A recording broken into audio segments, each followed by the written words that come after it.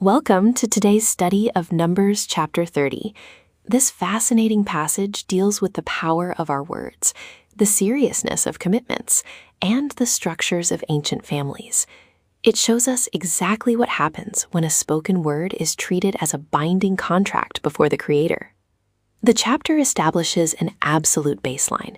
If a man makes a vow to the Lord, he must never break it. He must do exactly what he said. Integrity in leadership starts with the absolute alignment of words and actions. A broken promise doesn't just hurt a project, it permanently fractures the core trust of the entire organization.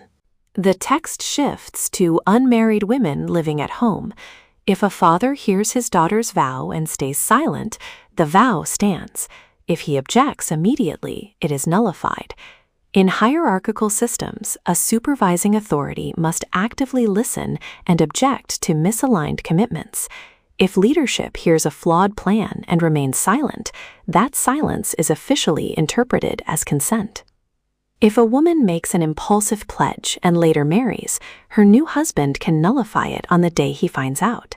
When an individual transitions to a new team, the new leader has a brief, critical window to audit and nullify past misaligned commitments before permanently inheriting the liability of those promises.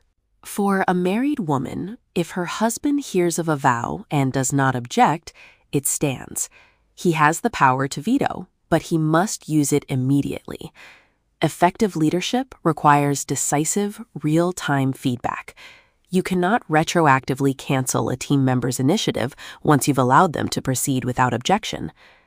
But there is a massive catch, a strict ticking clock.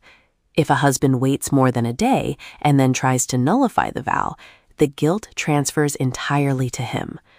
Delaying a difficult decision transfers the operational guilt directly to the leader. If you wait too long to veto a bad plan out of avoidance, you fully own the resulting failure. Finally, the chapter addresses widows and divorced women.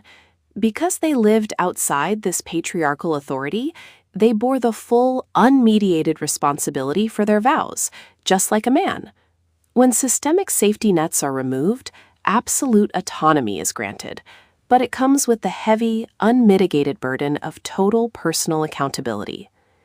These specific regulations provide a window into the cultural and family dynamics of the ancient Near East.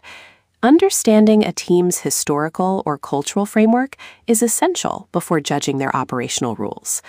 Context explains the why behind an organization's seemingly rigid structures and protective boundaries. The underlying theological principle echoes loudly today, teaching us the profound weight of the words we speak.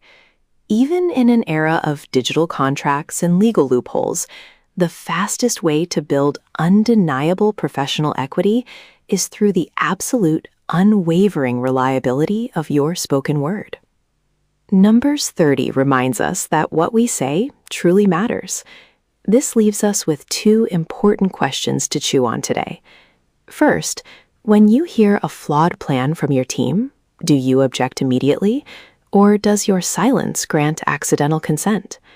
And second, in your own life, is your spoken word as binding and reliable as a signed contract? Take a moment, breathe, and let them sink in.